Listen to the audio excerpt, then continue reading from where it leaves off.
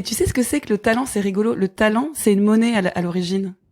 Et ah oui, c'est juste. Et c'est une monnaie, en fait. Et le talent, je dis souvent aux étudiants, vous avez des qualités. Mais le talent, c'est le fait de les faire fructifier.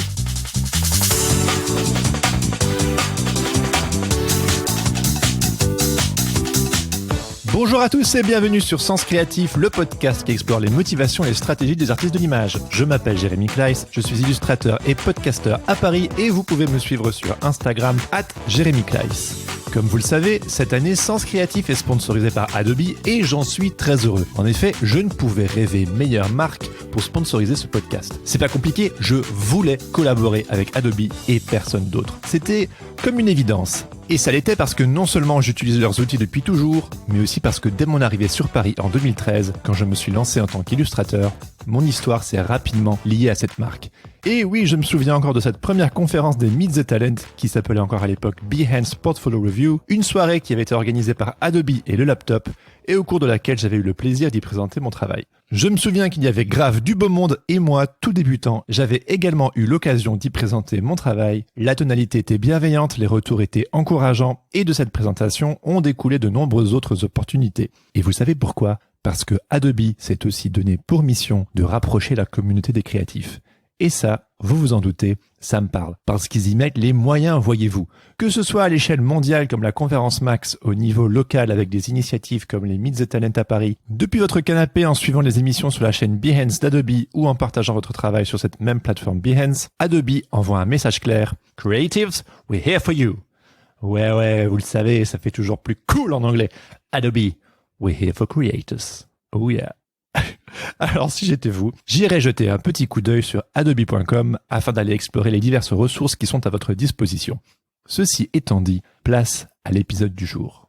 Aujourd'hui, je suis plus que ravi de vous présenter ma discussion avec Julia Bernard, une graphiste, web designer et directrice artistique de talent rencontrée à Bordeaux l'été dernier, et avec qui j'ai tout de suite connecté. Passionnée, engagée, enthousiaste et entreprenante, spécialisée dans l'identité de marque et dans la conception de sites web, Julia a fondé son propre atelier de création graphique et interactif en 2010. Un atelier qui se distingue par une activité à multiples facettes et par les réponses sur mesure qu'elle apporte à ses clients. Elle travaille majoritairement dans les domaines de l'institutionnel, du culturel et du luxe. Elle a notamment travaillé pour de grands noms comme Hermès, la Fondation L'Oréal, la compagnie Johan Bourgeois ou encore le musée de l'œuvre Notre-Dame à Strasbourg. Mais ce qui m'avait encore plus interpellé, c'était son approche méthodique et holistique de la vie. Et à peine rencontrés, voilà que nous étions déjà en train de discuter parentalité, crise existentielle, psychologie et parcours professionnel. Car je ne le savais pas à la base, mais Julia est également coach.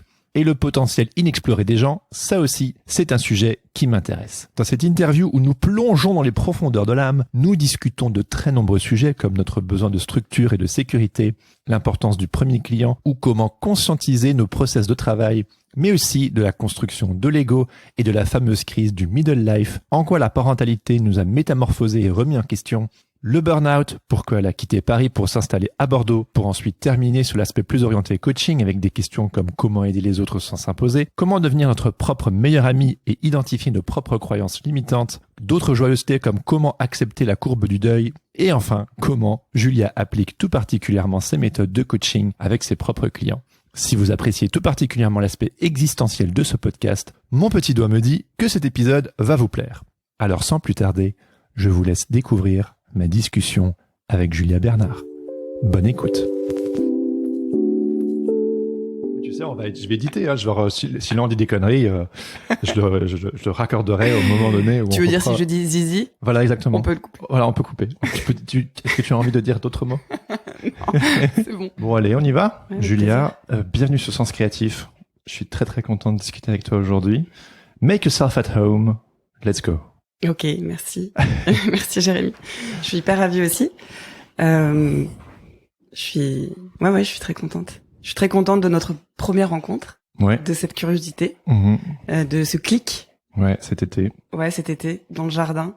Ouais, c'était bien. C'était bien. Avec les enfants qui jouaient et tout. Ouais. Tu vois, le vent, le doux, voilà, qui nous caressait la peau, toute cette insouciance-là. Ouais, on s'est rencontrés dans ce contexte-là. Ouais. Et puis là, c'est différent, mais ouais. c'est... Non, mais c'est chouette de te retrouver. Ouais. Tu connais la première question, qui est qu'est-ce qui te motive à sortir du lit le matin? Venant de toi, je m'attends à genre plein de trucs. Plein de trucs. Je dirais deux trucs qui s'opposent vraiment. Il y a un peu tout ce que j'ai construit, tu sais, qui est plus de l'ordre de la sécurité ou du truc du plaisir, tu vois, où je me lève le matin, où je me fais des petits déj de dingue, parce que tu vois, je fais vachement de sport, et du coup, je fantasme mon petit déjeuner, des trucs très cons, très simples, bien sûr, mon fils, bien sûr, mon mari, tu vois, voilà. Tous ces trucs chouettes et cette maison super chouette qu'on a la chance d'avoir. C'est vrai. Avec toute cette lumière et cette nature à Bordeaux. Et puis l'autre truc, c'est moi, ma vie professionnelle, tu vois, ça fait depuis plus de 10 ans maintenant que je suis indépendante. Et j'ai l'impression là que ça part dans tous les sens, que je suis complètement tarée le matin. C'est vrai. Schizophrène de qu'est-ce que je vais faire, parce qu'en fait il y a tellement de sujets sur lesquels je peux travailler et je dirais de métiers un peu, tu vois, différents que j'exerce, que j'ai un peu c'est un peu luxueux pour moi de me dire que le matin je peux commencer en me disant je fais ce que je veux, je vous emmerde tous, je fais ce que je veux. En dehors d'être indépendante, c'est de choisir si je veux écrire, si je veux réfléchir sur plutôt du conseil, si je veux travailler sur le projet de podcast, de coaching, si j'ai envie de travailler sur de la DA, si j'ai envie de faire du graphisme, si j'ai envie de travailler sur un cours avec mes étudiants, ça c'est incroyable quoi. C'est ultra motivant de me dire que je peux pas m'ennuyer. Mais c'est assez vertigineux quand même, non? Ce qui serait vertigineux, c'est d'avoir pas le choix. Pour moi le précipice, ça serait d'avoir un seul truc à faire, ou en tout cas d'être sûr de ce que je fais le lendemain. Ouais. Et comment t'as fait pour être aussi avoir autant de choix? En fait, parce que t'es très multicasquette. Multicasquette, ouais. T'as vu, j'en porte une. Ouais. Mais les auditeurs peuvent pas le voir. Alors, en fait, tu sais, ça s'est un peu imposé. En fait, je vais parler de sécurité. Ok. Ça fait 2 fois que j'en parle, je me rends compte. Mais, au bout de 3 minutes. Au bout de 3 minutes. En fait, quand j'ai commencé ma carrière à Paris, j'ai travaillé pour d'autres, des gens super, voilà, trois endroits où j'ai été. Et puis, tu vois, en une année ou une année et demie, j'ai démissionné 3 fois. Et puis j'étais jeune designer, donc c'était en pleine crise en plus à l'époque. Tu vois, ça se faisait pas. Tu étais en crise ou c'était la crise? Non, c'était la crise économique. Okay. Même, voilà. Et du coup, tu vois, il y avait beaucoup de peur un peu qui était contextuelle sur le fait de trouver un emploi, sur le fait que c'était difficile. Et en fait, à chaque fois que je prenais un job, au bout de quelques mois, il y avait des espèces de limites qui étaient tout de suite qui s'imposaient. C'était soit au niveau du management, c'était pas adapté à moi parce que c'était un peu c'était spécial ou un peu agressif ou dégradant, je sais pas, dénigrant. Soit il y avait le fait est que je voyais pas mon évolution de carrière, soit le fait que je travaillais trop pour certains aussi. Tu sais, j'adorais mon job, mais en fait il y avait comme un burn-out qui se profilait, j'en ai fait même 2 en 3 ans d'intervalle. Enfin, de burn-out, je suis pas allée à l'hôpital, mais bon, j'étais hyper crevée et tout ça. Et du coup, il y avait pas d'équilibre qui se trouvait. Et quand j'en pouvais plus physiquement, j'ai pas eu le choix que de me dire, ok, allez, je me tente d'être indépendante. Emmanuel, qui est mon mari aujourd'hui, Emmanuel Romeuf, qui lui était indépendant depuis le départ, et puis je voyais que ça se passait plutôt bien, et du coup je me suis dit allez, ok, on est jeune, on est à Paris, on y va quoi. Ouais. Voilà. Donc tu t'es lancé en freelance au bout de combien d'années? Au bout de 1 an et demi, on va dire. Ah ok. Depuis, ça faisait 1 an et demi que tu bossais, et voilà, hop, t'as sauté le pas. Exactement. Et j'ai eu différents rôles. Avant ça, j'étais assistante, j'étais dans une boîte de design interactif, et puis j'étais dans un petit atelier de création qui travaillait beaucoup pour des marques de luxe notamment, et c'était assez, j'avais quand même déjà une petite expérience, c'était chouette. Voilà. Du coup, tu fais le grand saut.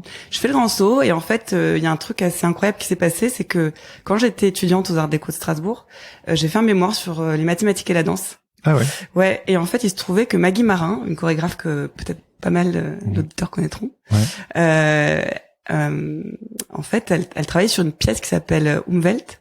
Elle a fait une pièce très connue qui s'appelle Maybe, que beaucoup de gens connaissent. Et donc là, c'était Umwelt, et qui veut dire milieu environnant. Et en fait, elle travaillait sur les combinatoires associés au déplacement. Okay. Avec un jeu de miroir et de nombre de portes et de combinatoires. Oh là là. Donc tout ça était très intéressant. Et de ce fait, j'ai contacté la compagnie Maggie Marin, j'ai fait un stage et j'ai rencontré un de ces danseurs qui jouait cette pièce, qui s'appelle Yoann Bourgeois. Okay. Et Yoann Bourgeois, c'est un chorégraphe aujourd'hui. Voilà. Ah, mais je l'ai vu dans ton portfolio. Oui. Ouais, c'est ça. Voilà. Et en fait, c'est mon premier client freelance. Ah. En fait, c'est une vraie rencontre. Lors de ce stage où moi je prenais des photos, j'ai fait un bouquin sur la retranscription graphique des déplacements au sol, tu vois, sur les notations chorégraphiques, donc un truc un peu particulier, qui m'a beaucoup passionnée parce que j'aimais beaucoup la photo aussi, donc c'était chouette. Je pouvais vraiment faire plein de photos. Et Yoann Bourgeois, en fait, il a lancé sa compagnie à cette époque, et du coup, il m'a fait confiance. Donc on a travaillé sur une identité, et ça a été mon premier client. Voilà. Yoann Bourgeois. C'est toujours quelque chose, hein, le premier client qui te permet de te lancer en quelque sorte, qui te fait confiance. Et puis en qui t'as confiance aussi, parce que évidemment, répondre à des sujets, c'est pas la même chose que répondre, ou même sous la direction de quelqu'un. Quand tu travailles dans une agence, t'as une protection aussi du fait d'avoir quelqu'un qui va te dire c'est bien, c'est pas bien, qui va juger ton travail, qui va l'encourager ou demander des améliorations. Ouais. Et quand tu tentes, le premier client, c'est peut-être bien de se dire, tiens, ok, c'est bon, je lui fais confiance. Ouais. Et tu parlais tout à l'heure sécurité, maintenant tu parles protection, et tu parles aussi du saut dans le vide qui était le freelancing. Qu'est-ce que tu as ressenti à ce moment-là quand t'as pris tes clics et tes claques et hop, allez on y va. Ah, j'ai un soulagement. C'est vrai? Ouais. Pour moi, il y avait la question financière, parce que on était autonome financièrement, donc on devait compter sur nous.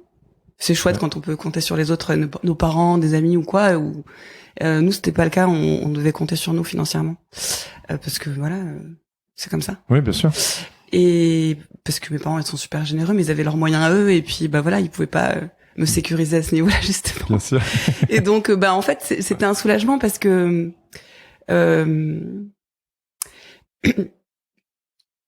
il y avait cette temporalité que tu peux décider, cette méthodologie que tu peux décider. Je crois que j'ai toujours été assez méthodique en fait, disciplinée sur le fait de me lever le matin, d'avoir peut-être de conscientiser un certain process de travail.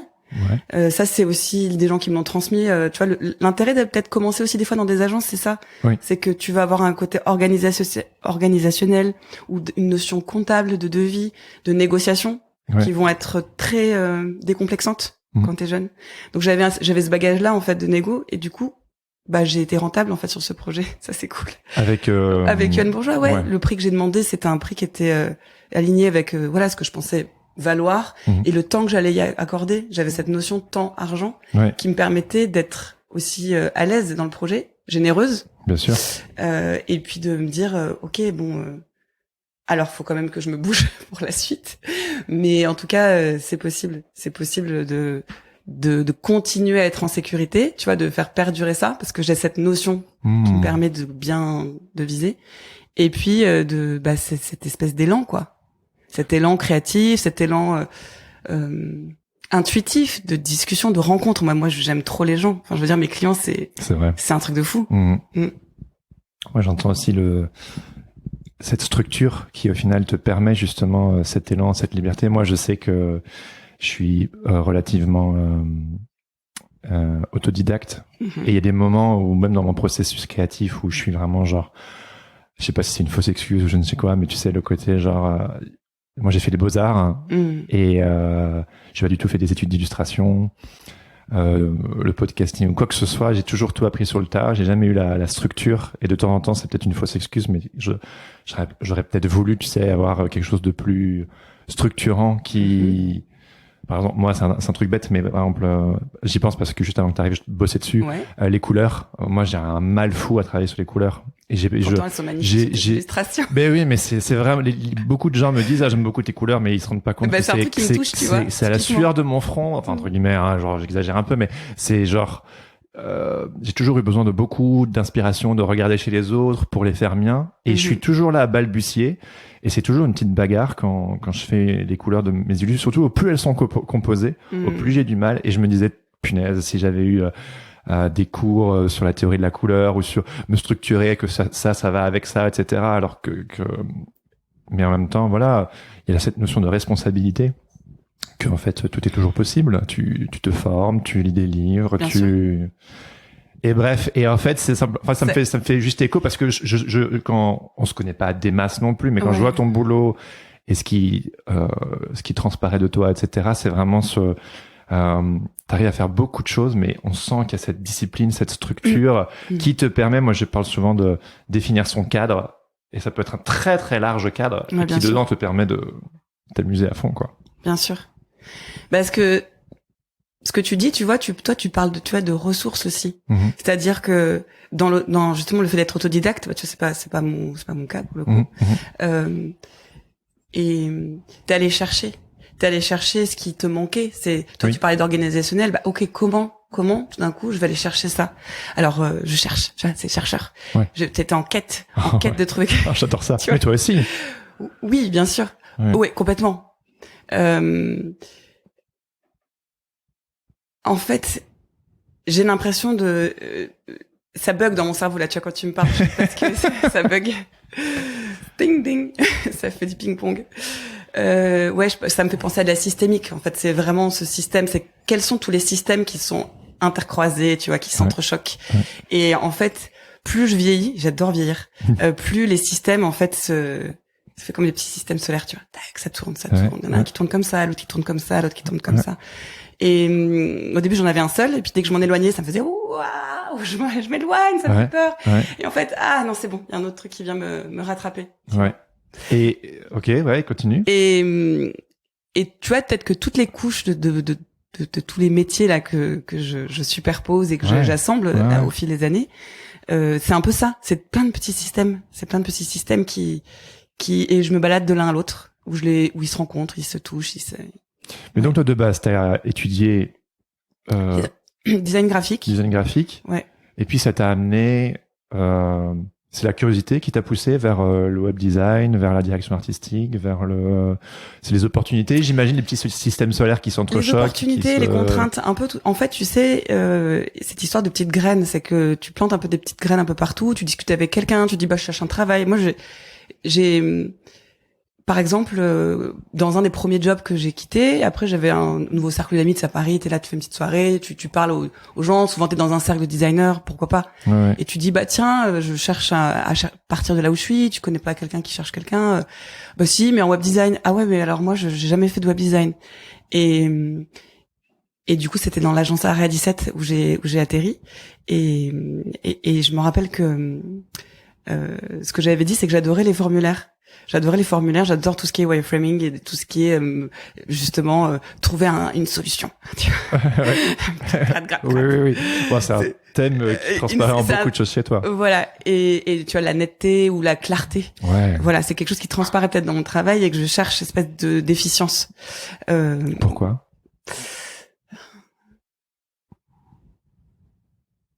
Peut-être qu'au départ c'était la volonté de perfection. Ok, tu vois, cette volonté. Ça me parle. Ok, qui m'a conduit à l'épuisement. Ça c'est l'épuisement.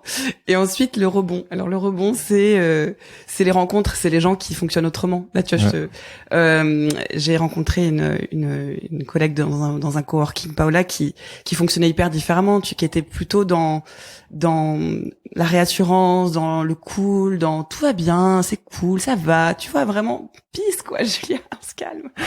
Pas, en fait, elle était dans l'anti-contrôle. Et l'anti-méthode, et j'absorbe beaucoup moi des gens, et elle était tellement lumineuse et tellement quelque chose de très très fort que ça m'a touché, et ça je me suis nourrie de cette calme en fait aussi au travail, tout va bien, on sauve pas des vies, on est designer. Ouais, c'est vrai aussi. C'est vrai. Mais du coup, parce que ça fait écho chez moi, parce que je vais le dire, un putain de problème de perfectionnisme, tu vois, pour x, y, z raisons. Et je sais que les personnes que j'aime le plus au monde, genre mes meilleurs amis, ils sont tous super zen, super chill, et ils me c'est même pas tant qu'ils me rassurent, le terme n'est pas bien choisi, mais si ils m'apaisent. C'est des personnes tellement apaisantes, et si je pouvais juste m'entourer comme ça de personnes, je serais tellement bien. Ouais, mais est-ce que t'as pas l'impression autour de toi qu'il y en a beaucoup? C'est comme ça? Si, c'est comme le truc de l'énéagramme, si tu connais peut-être. Oui. Je veux dire, moi je suis à 1 et puis eux c'est tous des 9, tu vois. Et en fait, bon, je sais pour ceux qui connaissent pas, je sais pas si on va. Mais voilà, les 1 ils sont très très devoir, très faire la bonne chose, enfin. Bien sûr. Et les 9 ils sont un petit peu plus cool, un peu plus. Mais c'est peut-être ce côté cool qui peut aussi de temps en temps les perdre. Et enfin bref. Bah ça me fait penser à un truc, tu sais, en coaching justement, on a appris des notions qui s'appellent les drivers. Alors c'est pas un mot que je trouve ça très joli, mais et hop, boucle sur le coaching. Ouais. Non, continue. Sur la notion de sois fort. Soit parfait. Ouais. En fait, c'est des espèces de répétitions qui sont souvent construites dans l'enfance de signes de reconnaissance. Par exemple, je sais pas, tes parents vont te dire, bah, putain, mais c'est hyper parfait ce que t'as fait, il est parfait ce dessin, c'est incroyable, c'est génial. Et toi, oui, t'incorpores. T'as une encre positive qui se crée. Et des fois, cette encre positive, bah, elle est cool toute ta vie, en fait. Moi, mon soi parfait, il est nickel, ou mon soi fort, le fait d'endosser des choses, il me va bien, je suis hyper ok avec ça.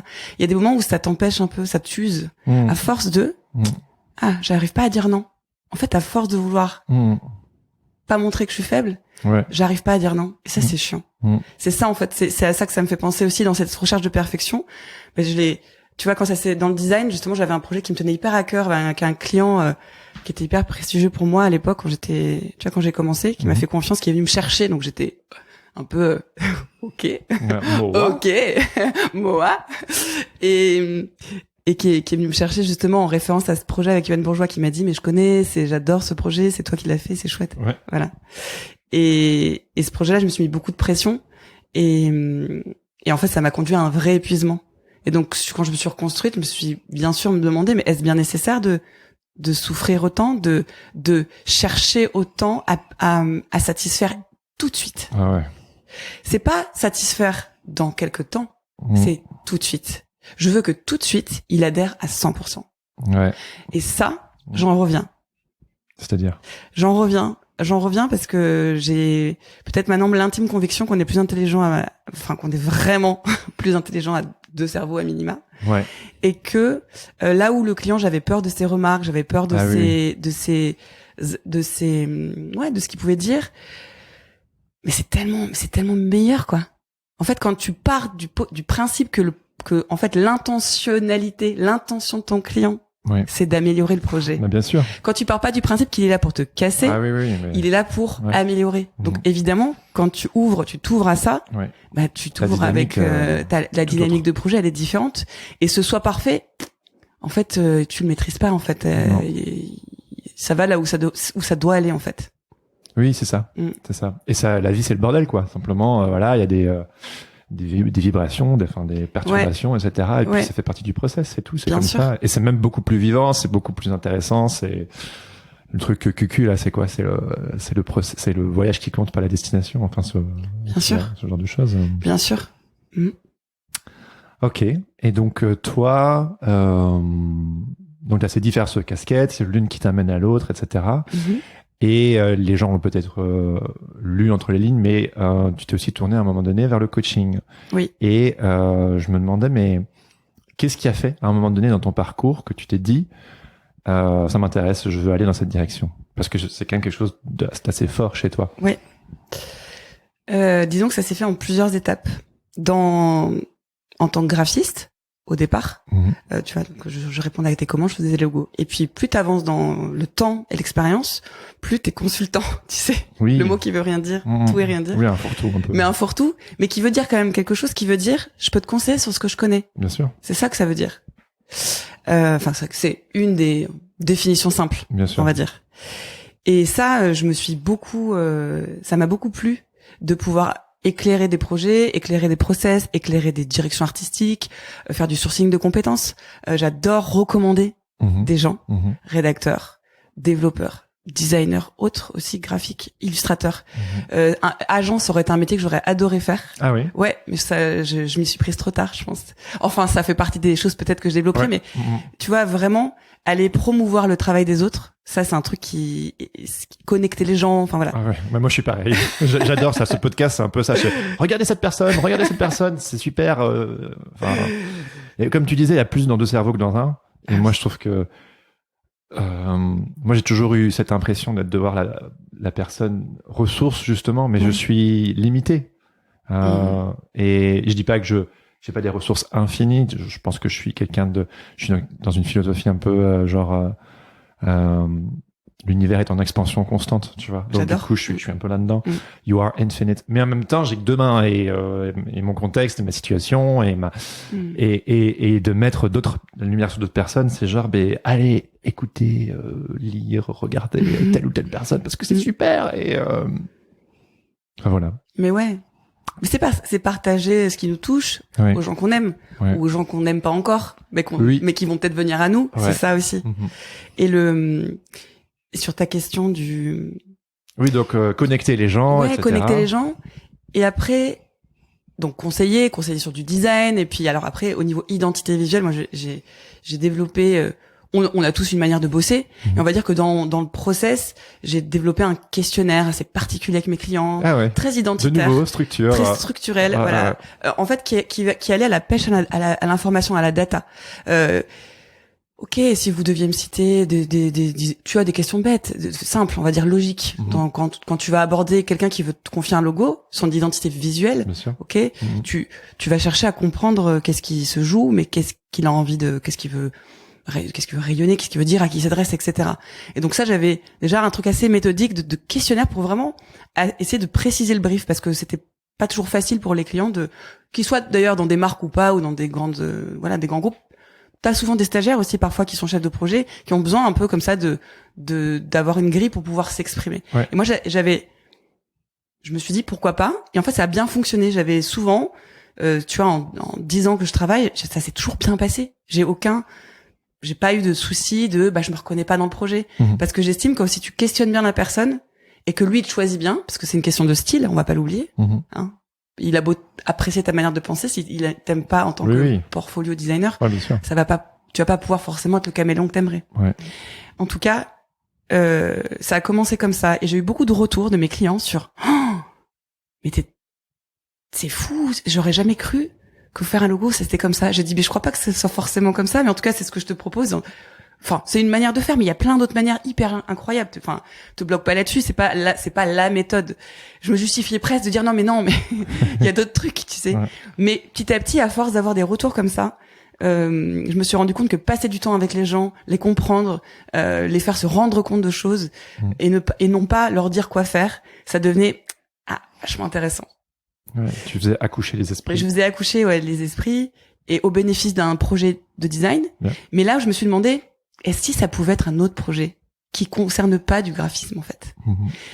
Et ma maternité, le fait d'avoir Alexandre, c'est cette pause, on va dire, de maman, cette pause, t'as les 9 mois de grossesse, c'est pas là où j'ai fait une pause, j'ai eu une super grossesse, j'ai eu la chance une grossesse que j'ai pu vivre hyper tranquillement. Et j'ai pu travailler quasiment jusqu'au bout, donc c'était cool. C'est plutôt après où on a eu une expérience personnelle, tu vois, de début de parentalité qui était un peu compliquée, où on a peu dormi pendant longtemps, très longtemps, très longtemps. J'empathie. Où j'avais l'impression d'être d'une GI, tu sais, qui se levait n'importe quand, tu sais, qu'on foutait des seaux d'eau glacée sur la tête. C'était, voilà, il avait un problème de RGO, de reflux, que pas mal de parents ont connu, et qui était très sévère chez lui, et qui faisait qu'il avait très mal. Alors c'était pas grave, on m'a rassuré sur le fait que non. Oui, mais malgré tout, si tu dors 2 heures par nuit. Mais quand tu dors 2 heures par nuit pendant quasi un an, c'est compliqué. Et c'est vrai que mon cerveau fonctionnait mal à ce moment-là, parce que forcément tu le prives, t'as une privation, hein. Et qu'en fait, entre les 10 ans de carrière dans le design, et donc tu vois les questionnements que tu peux avoir sur la notion de plaisir, à nouveau, de passion, de qu'est-ce qui te motive, de cette nouveauté un peu, tu vois, la passion, on en parlera peut-être. Mais il y avait ça qui s'est soufflé, et cette pause un peu forcée. Autant on était ravis d'être parents, on a un enfant hyper solaire et hyper drôle, et tu vois, qui a un caractère génial, mais on était épuisés, et du coup je me suis posé la question de si je devais me dire, qu'est-ce que dans toutes tes envies que t'as eues depuis le début, qu'est-ce que t'as pas exploité au sens où t'as pas fouillé pour en faire éventuellement un métier, tu vois, qu'est-ce que t'as pas osé faire? Pourtant t'avais déjà fait tellement de choses, tu te dis bon allez, je suis claqué, j'ai un enfant, si on faisait quelque chose de nouveau? Oui. Mais je pense que c'est souvent propice au questionnement un peu existentiel. Bien sûr, on est sur du middle life, tu vois, c'est vraiment tu vois, on parle souvent de la crise de la quarantaine, mais c'est vraiment la moitié de ta vie. C'est qu'est-ce que je fais du reste de ma vie, et qui je suis. Est-ce que ce que je fais a du sens? Est-ce que faire des logos ça a du sens pour moi? Est-ce que oui, le process, oui, les rencontres, oui, je trouve que j'améliore en quelque sorte, je fais ma part, tu vois, et ça me fait plaisir, et c'est cool, ça me va. Je fais plein d'autres choses à côté qui sont pas pécuniaires et qui aussi remplissent des domaines de vie autres. Mais quand même, professionnellement, c'est quand même un terrain de jeu pour moi c'est là où je m'accomplis aussi beaucoup et où j'ai beaucoup de plaisir. Et je cherchais à prendre du plaisir. Parce que tu en avais moins, du coup? Ouais, je pense que j'en avais moins. Mais c'était plus une question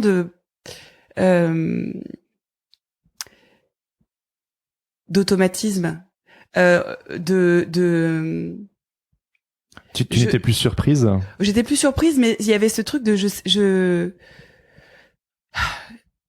je sais plus que je sais, ou je sais que je ne sais plus. Tu sais, ce truc t'as des connaissances et puis tu peux parfois les appliquer un peu de manière automatique sans être, en fait, dans cette remise en question de ton process. Moi, autant j'ai un esprit qui va, qui peut digresser, mais j'ai aussi ce côté système, méthode qui vient, expliquer tout ça.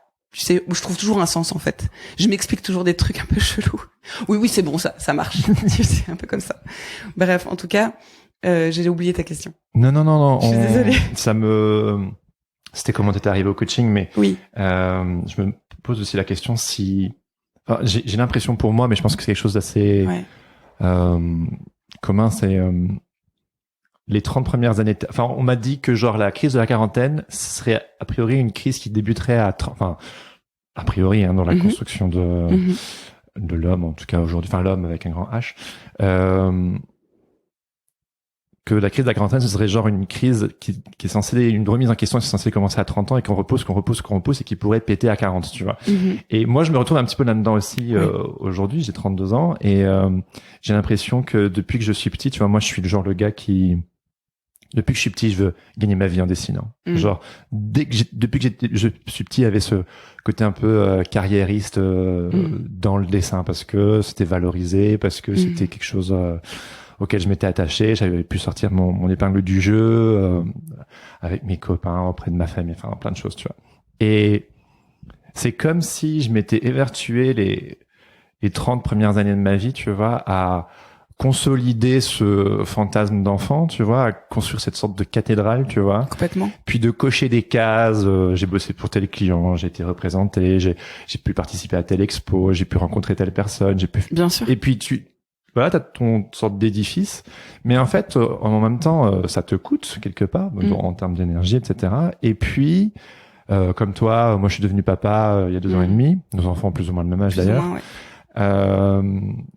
Et puis ça te retourne comme une crêpe. Et puis j'en suis aussi un petit peu à ces côtés un peu automatisme, etc. Et puis tu te poses la question genre et maintenant, et que au plus tu apprends à te connaître, au plus tu te rends compte que, enfin moi je me rends compte que l'illustration c'était clairement un outil d'émancipation. Absolument. Mais je me reconnais beaucoup dans ce que tu dis là. Ouais.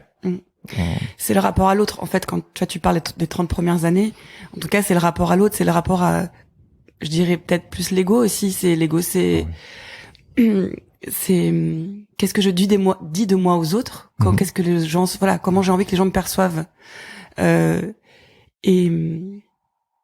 Et c'est vrai que ça, tu vois, le fait d'avoir un métier, de travailler, d'avoir cette reconnaissance, de s'élever, de gagner de sa vie aussi.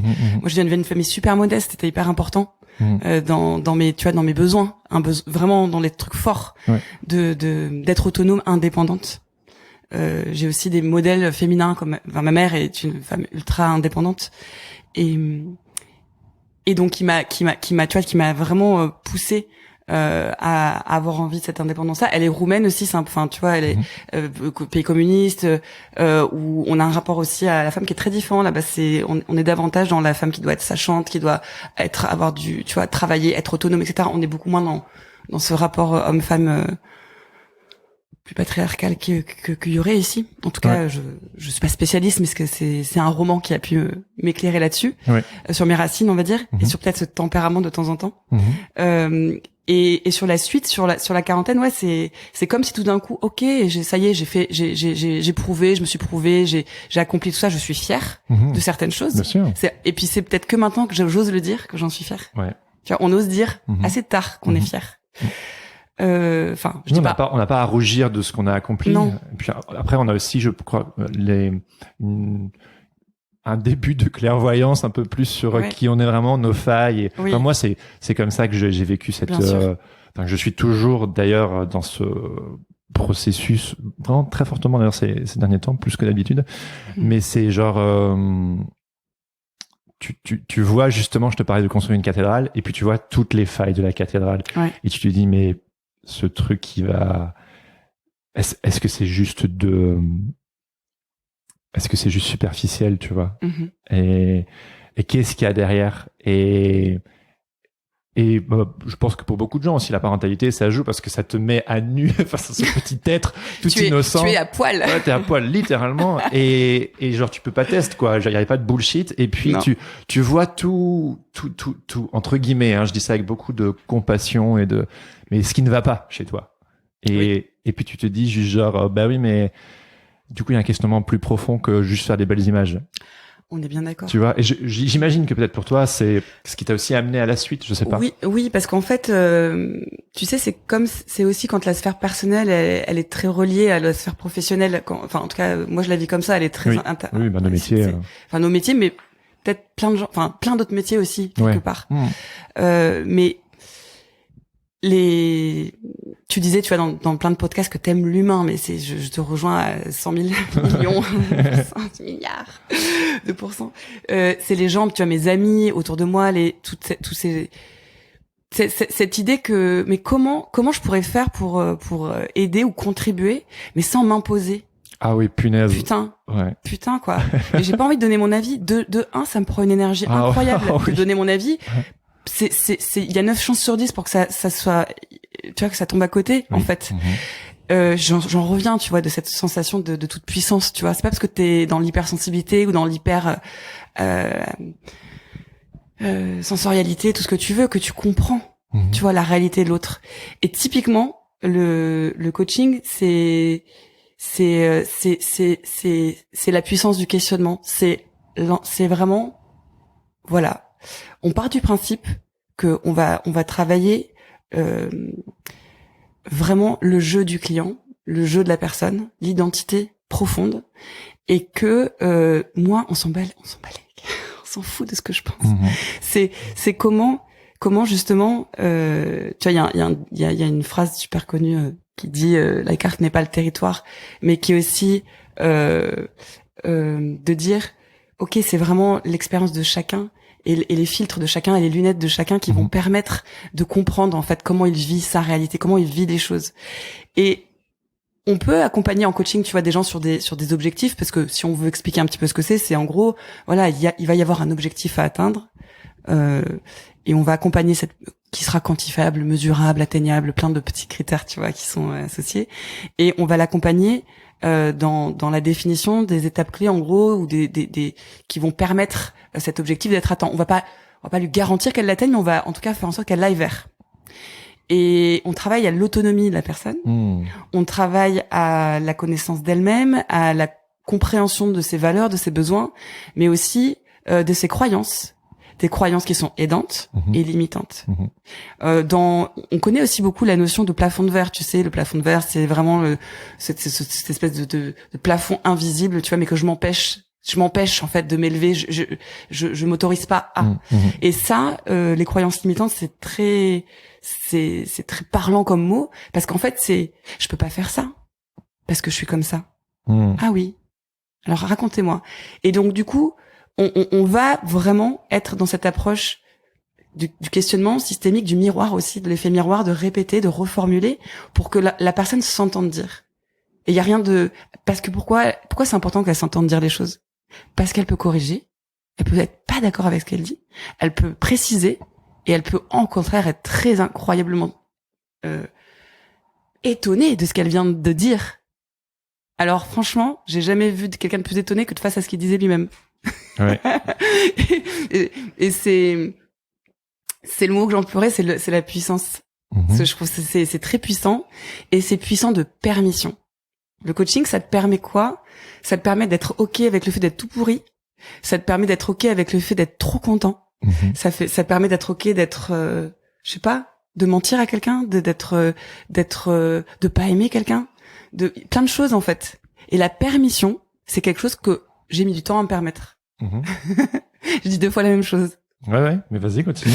C'est peut-être la clé. C'est peut-être la clé de ce qui me plaît dans le coaching, mais ce que j'ai peut-être découvert. Là, je t'en parle peut-être mieux que quand je me suis allée vers ça. Ouais. Mais ce qui fait que j'y suis allée, c'était peut-être l'intuition que mon avis ne comptait pas. Waouh. Vas-y, continue. Parce que ça doit être un coup. Ouais. Un peu. Je sens passer parce que je pense aussi on se construit souvent. On parlait des 30 premières années de. Ouais. Moi, je sais, moi, je peux, moi, je vous prouve, regardez. Oui. Et puis une certaine reconnaissance. Bien sûr. Et qui est important dans la construction d'un individu ou d'une individu. Ouais. Et puis après, il y a ce moment, cette prise de conscience de mon avis peut-être ne compte pas. Ne compte pas dans la solution pour l'autre. Ouais, c'est ça. Ouais. C'est accepter son impuissance. Ouais. Parce que je sais que tu parles de puissance aussi. Ouais, de puissance. En fait, enfin, son impuissance vis-à-vis de l'autre, mais on est puissant pour soi. Mais tu sais, mais on a tous été, enfin, on a souvent tous. Du coup, maintenant, j'arrête de faire des généralités. Tu sais, on a tous, c'est de la généralisation. Oui, On arrête. Mais on se comprend. On se comprend. Mais tu vois, ouais. Bug. On a tous été confrontés à ce proche qu'on n'a pas pu aider ou qu'on est se sentir incapable d'aider. Tu sais, on a beau savoir ou eu son expérience avec cette fameuse cette petite expression qui dit que voilà, la lanterne n'éclaire que celui qui la porte. Tu vois, et ça c'est où il y a une autre phrase que j'adore qui est ne reste pas dans le brouillard alors qu'il y a du soleil à 500 mètres. Ouais. Ok, et en fait, il y a des gens autour de nous parfois qui sont dans ce brouillard ou qui sont dans, tu vois, dans cette phase de flou, de totale chute. Et nous, on est là, on peut patauger, on a envie de les aider, on veut leur dire mais si, mais crois-y, mais tu devrais. Ouais. Ah putain. Mais en dehors, et puis tu peux te rendre compte peut-être plutôt que ça que le mot tu devrais. Bon, ok, je le bannis de mon vocabulaire, très bien.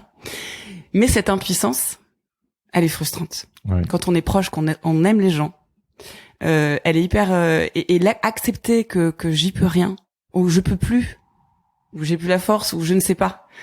Et ben ça, c'est à la fois une forme d'humilité, mais c'est une forme aussi pour moi de clairvoyance et d'acceptation de notre humanité et du fait que, ok, ben peut-être que moi j'ai envie de dire à cette personne, sois ta meilleure amie, sois ton meilleur ami, tu vois. Et ouais, en fait, je savais que tu continues sur cette tangente, mais j'ai pas de questions, je continue.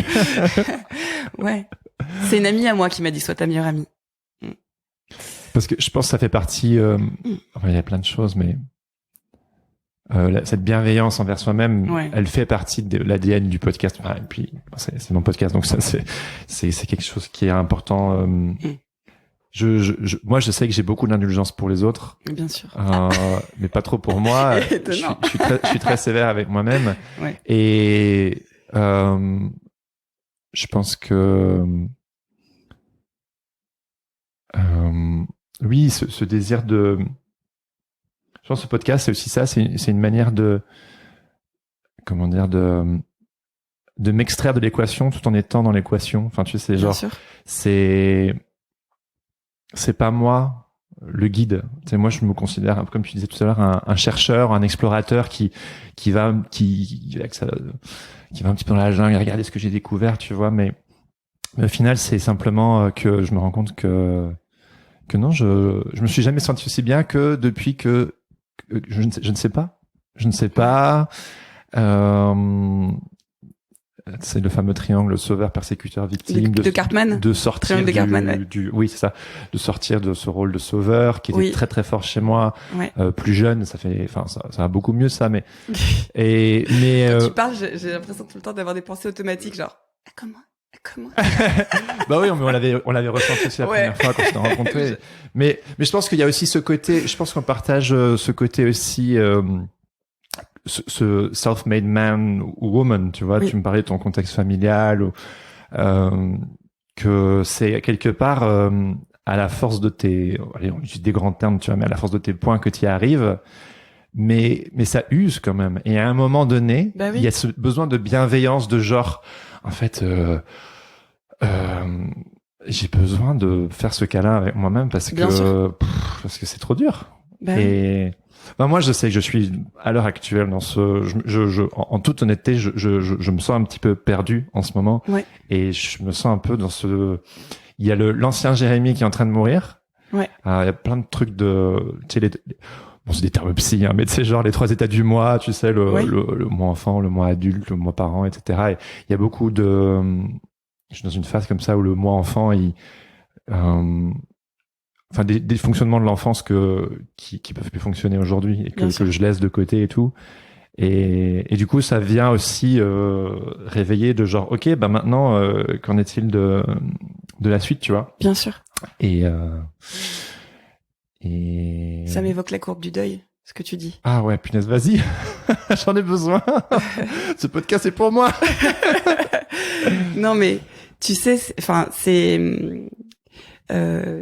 l'idée que quand quelque chose te pète à la gueule, t'as un état de sidération, parfois, souvent, de colère. Tu vois, tu te débats, quoi. T'es là, mais putain, bordel, c'est quoi ce bordel? Et après, tu vois, t'as la chute, quoi. T'as le désarroi, la tristesse. Enfin, tu vois, t'étais vraiment en train d'être dans le caca, quoi. T'étais vraiment dans cette espèce d'état, en fait. Tu vois, la dépression, mais au sens vraiment dépressurisation.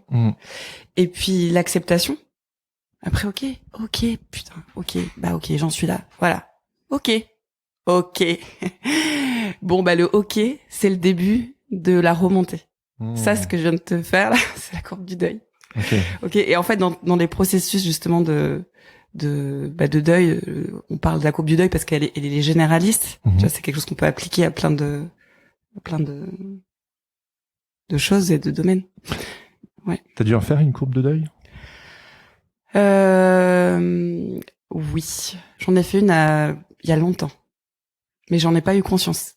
D'accord. Tu vois? Justement, après le deuxième burn-out. Enfin, moi, j'appelle ça burn-out, mais bon, après l'épuisement, on va appeler ça un épuisement. Oui. J'avais vraiment des grosses crises d'angoisse. C'était très dur. Des flots de pensée insaisissables, interminables. Vraiment le cerveau qui ne s'éteignait plus. Je sais, l'inertie pour moi, c'est très facile. Je monte à 100 millions en 2 secondes. Par contre, freiner, c'est très dur. Ouais. Et quand je monte dans le plaisir et dans la joie, écoute, j'ai envie de dire, ok, je peux peut-être être relou parce que je suis trop contente.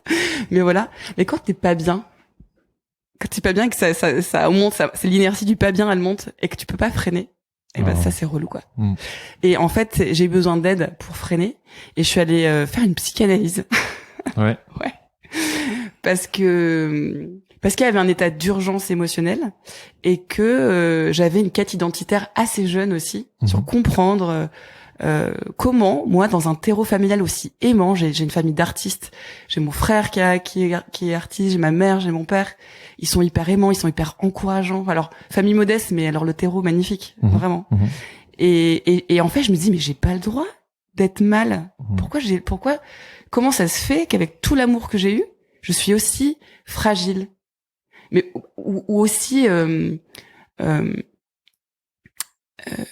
fragile au sens, moi j'étais épuisée, j'avais plus confiance, tu vois, ça se manifestait du coup par des crises d'angoisse, et donc c'était ingérable parce que du coup j'étais dans le métro, j'étais en mode mais je respire plus, donc tu vois, c'était horrible, quoi. Enfin de toute façon, quiconque avec une crise d'angoisse sait que c'est atroce de suffoquer, mais c'est une métaphore aussi de l'asphyxie.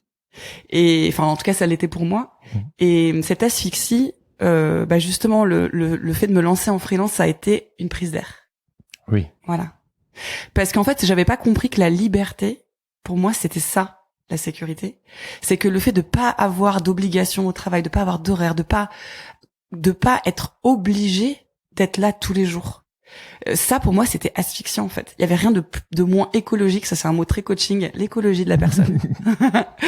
Il y avait rien de moins écologique pour moi que de me foutre un CDI. Je suis une personne moi, j'ai renouvelé une période d'essai pour pas être en CDI. Je suis ce genre de personne. C'est drôle.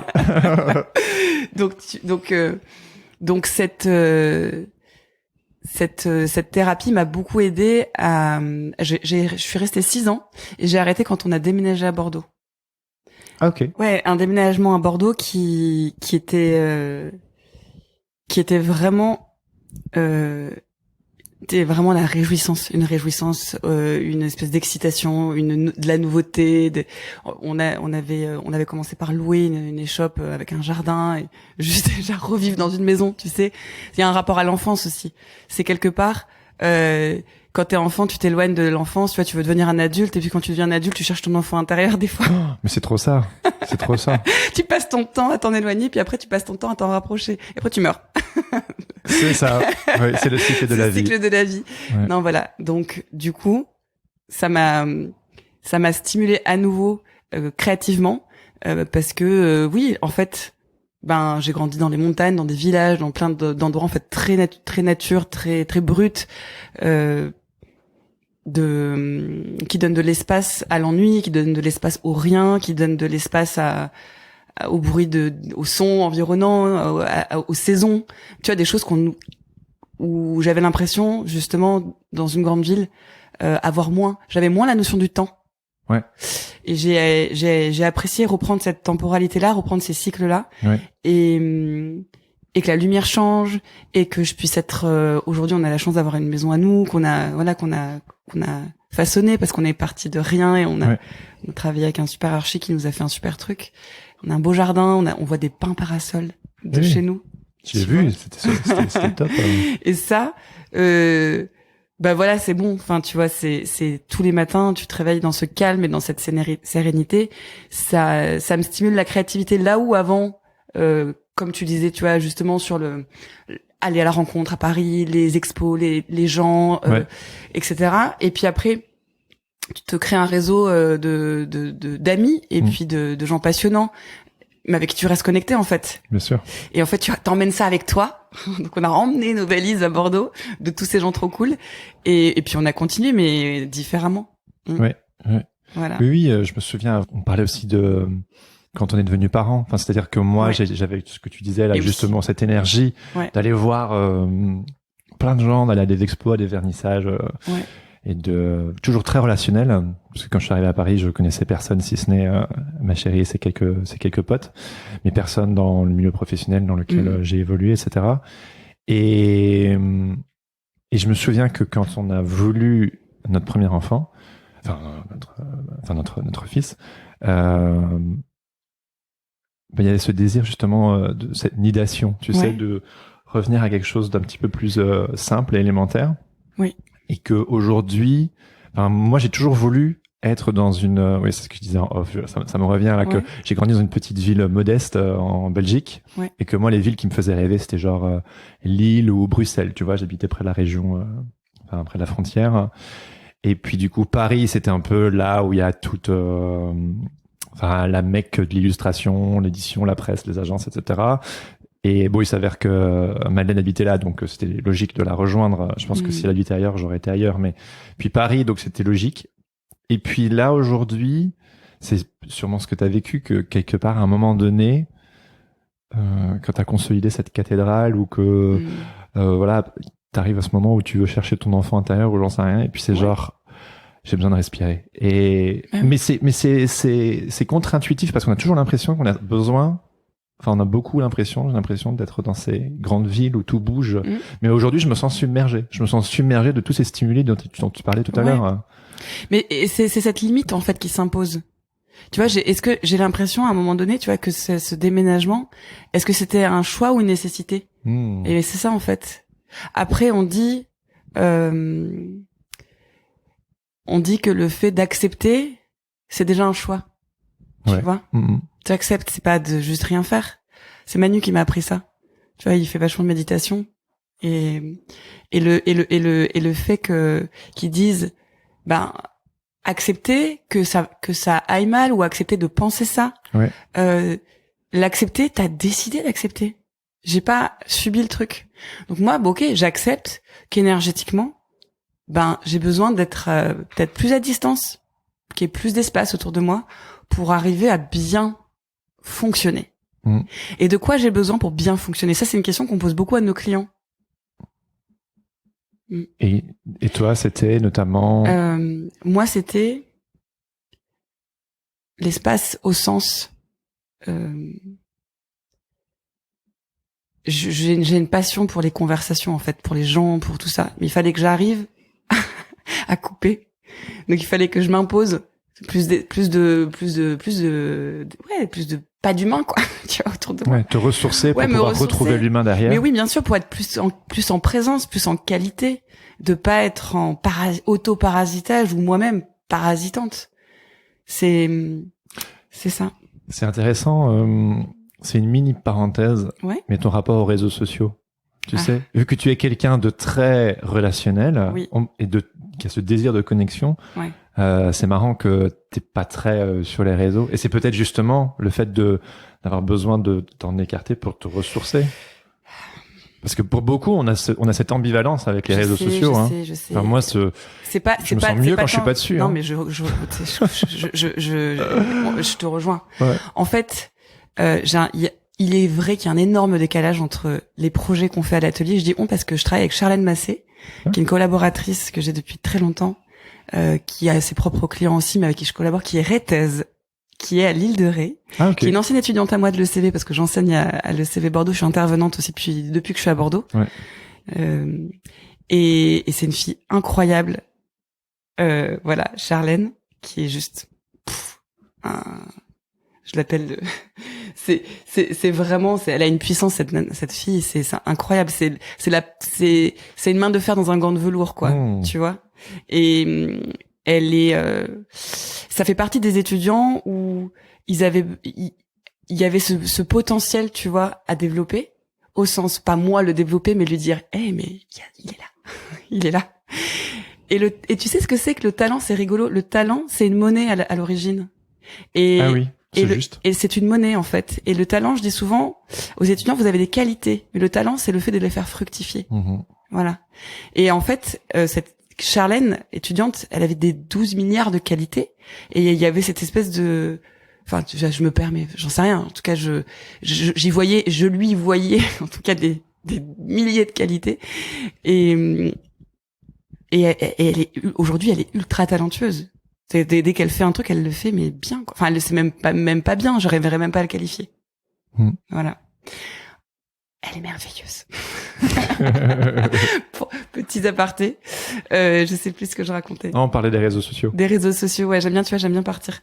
Oui, en fait, c'est très important. C'est-à-dire que ce que je me suis mise récemment, et puis là, je dois décider d'aller nourrir ce Instagram en particulier, dans le sens où je suis très communicante avec les gens tu l'as vu toi-même, enfin tu vois, j'adore regarder, j'adore communiquer, j'adore me nourrir, j'adore Instagram, j'ai pas de souci avec ça, enfin les gens que je suis, je trouve que c'est chouette.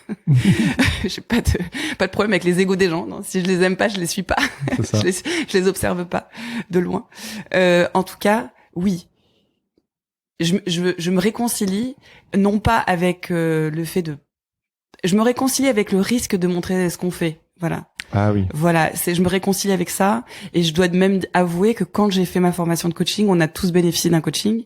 Enfin, on a fait ce qu'on appelle du coaching entre nous, quoi, tout simplement. Et j'ai quelqu'un, Denis, qui m'a accompagné hyper bien.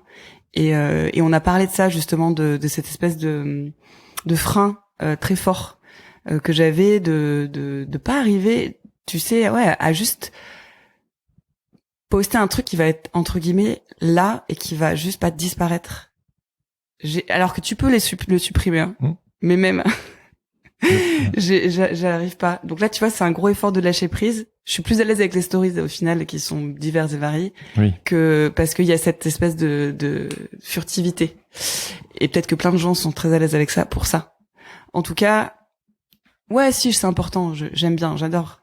je vais faire des efforts. Mais justement, non, enfin, c'est marrant parce que on sent dans nos métiers cette sorte d'injonction de, il faut que tu montres. Et c'est vrai que si on l'enlève juste de cette réflexion de l'aspect professionnel, oser montrer et quelque part se mettre sous le regard des autres, voilà, c'est pas forcément simple. Et je pense que c'est partagé par beaucoup et beaucoup de personnes aussi qui débutent, qui se disent je vais pas montrer parce que c'est pas assez abouti, parce que qu'est-ce que les gens vont finir, etc. Donc il y a cet aspect de la réflexion là, mais de l'autre, moi je sais que les réseaux sociaux sont un outil de partage, de promotion, de connexion, mais je remarque que je me sens mieux quand je poste pas. Ouais. Parce que j'ai l'impression d'être justement. J'ai pas cette expérience parce que non mais là ça y est maintenant je m'y remets. Mais ça se trouve peut-être qu'en fait c'est pas dire mieux, mais peut-être qu'au final c'était la meilleure part, tu sais, de pas se sentir obligé de devoir le faire. Et quelque part, parce que moi je sais que.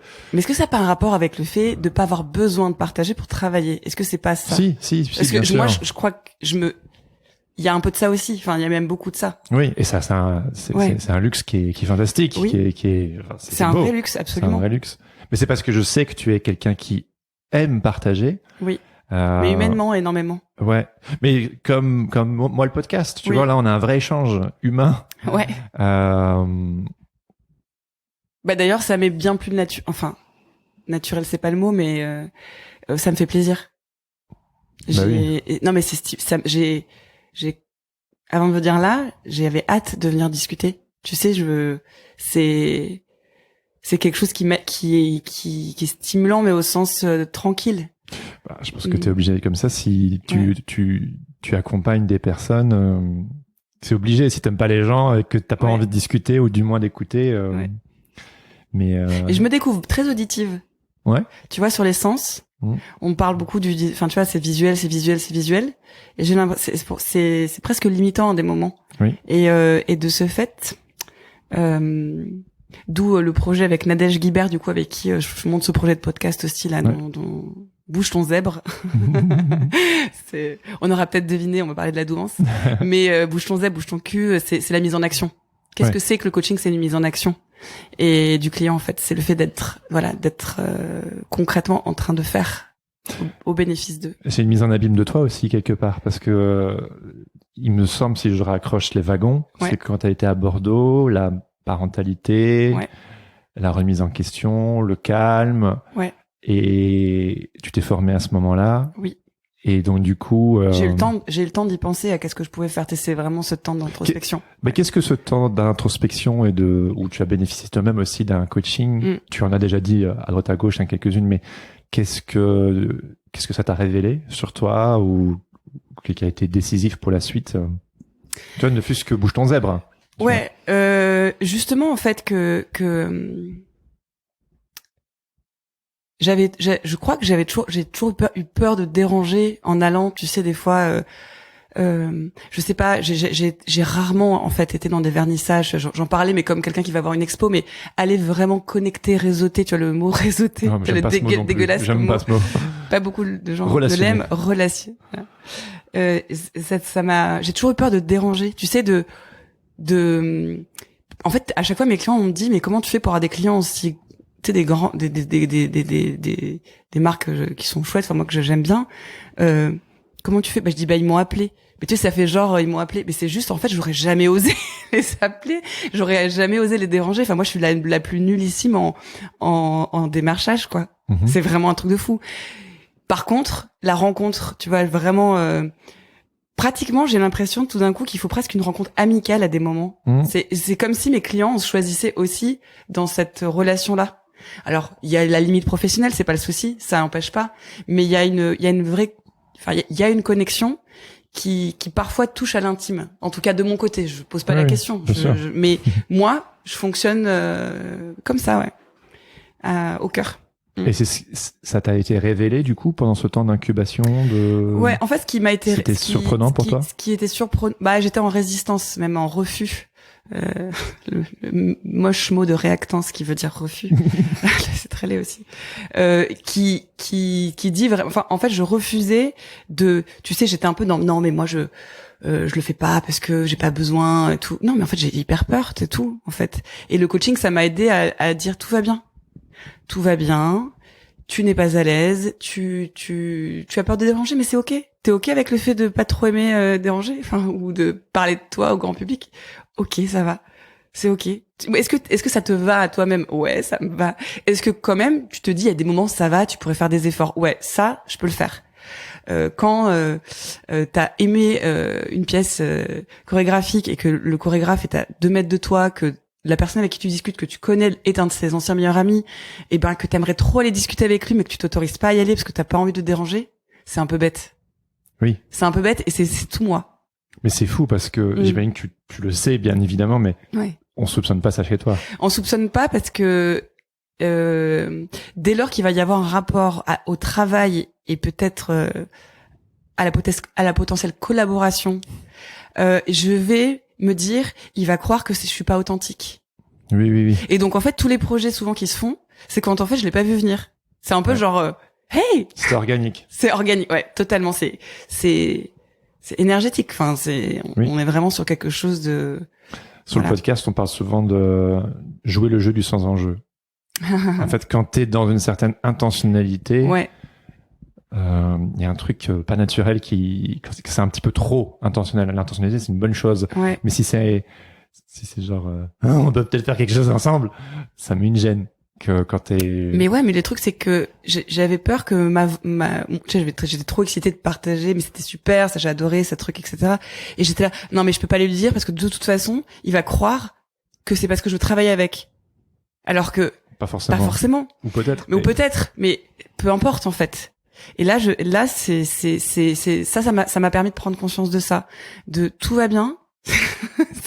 Tu peux aller dire aux gens que tu les aimes, même si tu les connais pas ou que t'aimes leur travail, et ça va en fait. Il va pas penser que ton intention elle est mauvaise ou mal placée ou opportuniste. Tu sais, ces fameux opportunismes avec lequel on n'est pas copains en général. Et tu arrives à rester dans cet état de it's okay? Eh ben, ça se travaille, hein. Ouais. C'est ce que j'y arrive. Non, j'aurais pas cette. Je pense pas encore. Non, c'est assez récent. Même le fait aujourd'hui de mettre en avant ton activité, les différents services que tu offres et tout, tu me disais qu'avant tu n'osais pas forcément, c'est aussi un fruit de ça, sûrement d'être proactif. Mais en fait, si je sens un besoin du client verbalisé, c'est-à-dire qu'il verbalise un besoin, il va dire j'ai besoin de une identité. Et puis il dit mais j'ai un problème sur ce projet, j'aimerais bien valoriser ça, mais je sais pas comment. Je dis tu pourrais faire comme ça, on pourrait faire comme ci, on pourrait faire comme ça. Il dit mais super, mais j'ai l'impression que tu te projettes bien. Je fais oui, d'ailleurs on pourrait prendre telle personne et telle personne. Il fait ok, combien ça coûte, Julia? Ça coûte tant. Faisons-le. Ouais. Ça c'est comment je travaille. Ouais. J'ai en fait peut-être qu'une des qualités professionnelles que j'ai, c'est cette alors, on a là d'où on se parle beaucoup de la pensée arborescente, mais il y a aussi cette connexion. Tu vas en parler des systèmes tout à l'heure. Ouais. Je sais pas comment ça se passe dans mon cerveau, mais en tout cas, j'ai pas tout compris, mais c'est pas grave, pas besoin de tout comprendre. Les solutions, je sais, ça, pour moi, c'est pas compliqué. En tout cas, ça m'est plutôt simple d'imaginer tout de suite des solutions au sens, comment on pourrait s'y prendre, à qui on pourrait demander, parce que je m'inclus dans le système parce que je suis DA et que je pourrais peut-être y répondre, mais pas forcément. J'ouvre à tellement de potentiel que du coup, le marché, aujourd'hui, j'ai un atelier qui me permet de sous-traiter, de faire travailler d'autres gens. Donc, ok, moi, ça me va très bien. En fait, j'ai pas besoin de faire moi-même. Bah oui. Toujours, pas du tout. Puis c'est fantastique de pouvoir, déléguer, voilà. Ouais, faire confiance aussi. Tu sais, déléguer, et si on le remplaçait un peu par faire confiance. Faire confiance. Enfin, se faire aider, en fait. Enfin, vraiment, que les gens contribuent, et que bien sûr, en fait, qu'ils vont bien comprendre ce que tu veux. Enfin, tu vois, cette confiance. Je fonctionne beaucoup comme ça maintenant. Ouais. Oui, pareil. Et, je sais que parfois certaines personnes peuvent avoir une certaine inquiétude. Genre, oui, mais si tu te fais bouffer, si ceci, c'est cela. Je dis, mais vous savez, en partant du principe de faire confiance de base, pour une fois où tu te fais entuber, t'as 9 fois où en fait ça se passe super bien. Alors je dis, mais moi je suis prêt à me faire entuber une fois sur 10 pour toutes les belles choses qui découlent de moi je vis vraiment dans un mindset de il y a en abondance pour tout le monde et c'est pas live or die, tu vois. Mais en plus c'est horrible. La créativité ne peut pas se développer quand on est en mode survie. Mais non, et puis on réussit parce qu'on est bon, pas parce que les autres sont mauvais. Bah oui. Voilà. Donc c'est pas en comparaison c'est vraiment une élévation personnelle en fait. C'est comment je m'élève moi-même, comment des professeurs arriveront à m'élever, comment mes parents m'élèvent. Enfin, c'est vraiment cette prise d'air créative. Ouais. Et tu m'avais dit par le passé que tu mettais aussi en pratique tes méthodes de coaching avec tes clients. En tant que c'est là où dans l'interview both worlds comes as one. Tu vois ce que je veux dire? La fusion. Ouais, comment cette fusion opère? Comment concrètement, en fait, le coaching c'est très méthodique. Au sens où c'est des questions qui pourraient être si tu dis j'ai besoin de luminosité dans ce projet. Moi je te demanderais mais qu'est-ce que t'entends par luminosité? Qu'est-ce que t'entends par? C'est très évocateur de la réalité de l'autre justement. Autant ça marche sur l'identité de la personne. Tu vois, je suis très ouverte. Vous êtes ouverte comment? Racontez-moi. Okay, petite blague. Mais ça marche sur des projets créatifs. Qu'est-ce que t'entends par classe? Tu vois le mot classe que tu peux entendre un peu comme ça, galvaudé. Qu'est-ce que t'entends par tu vois le bobo? Le bobo, moi j'ai une représentation du bobo, mais toi c'est quoi le bobo pour toi? Et le fait est qu'aujourd'hui je peux plus, tu sais, c'est foutu. Une fois que tu sais un truc, après, une fois que t'as une mécanique de penser que t'as compris comment un système fonctionnait, les sciences humaines et ces méthodologies-là, je peux plus rien écouter sans invoquer la précision dans ma tête. Alors, je pose pas des questions à toutes les phrases, parce que si je dis, qu'entendez-vous à tout bout de champ, ça va pas marcher. Bien sûr, ouais. Ça va être un petit peu relou. Absolument. Mais, ça permet de lever des lièvres, en fait. Et là, je m'interroge sur le fait que cette expression existe. Oui, attends, les lièvres, ça veut dire poum, on y va? Non, le lever des lièvres, c'est quand tu lèves des problèmes. Est-ce que c'est ça? Je sais pas, c'est toi qui me dis. Eh ben, je sais pas. En tout cas, nous ne savons pas ensemble. Nous ne savons pas ensemble. And it's okay. It's okay. Éviter des problèmes, pour parler simplement. Des problèmes de compréhension du brief. En fait, le coaching, c'est très intéressant pour préciser un brief, parce que questionner les contours ou ce qui ne fonctionne pas peut être aidant. Par exemple, si vous avez, si un client va généraliser, rien ne va, tu sais, l'espèce de, il commence à transpirer, il commence à péter un câble, il te parle mal parfois parce qu'il est stressé. Ça, c'est l'ego. Fais en sorte, prends conscience que c'est pas toi. Oui. Tu vois. Mais ça, petit aparté sur l'ego. Donc pas prendre pour soi que le fait qu'il aille mal, mais de dire mais ok, je te sens tendu. Il y a quelque chose qui va pas. Déjà, juste ça. Ah ouais. Juste pour le dire, juste dans les yeux. Juste permission de se dire, ok, sur le projet, il y a quelque chose qui va pas, parce que des fois, en tant que designer, en tant que créatif, on est en attente, tu vois, d'un débrief ou d'une réponse, et on va avoir quelqu'un qui parfois va montrer des signes d'anxiété ou de nervosité ou d'agressivité, mais qui ont rien à voir avec nous, en fait.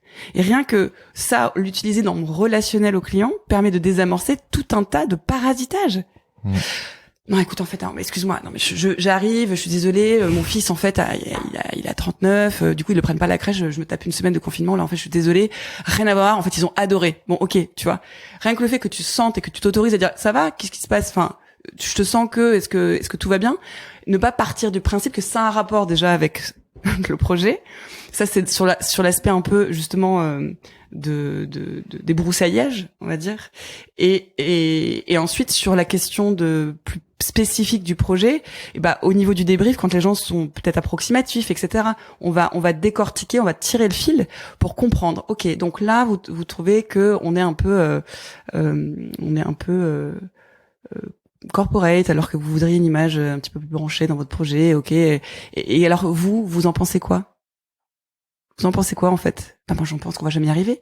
Et alors, on n'y arriverait pas, pourquoi? Parce que, en fait, les délais sont trop courts. Mais alors, ils sont trop courts pour quelles raisons, selon vous? Mais en fait, tu sais quoi? Je vais te dire un truc.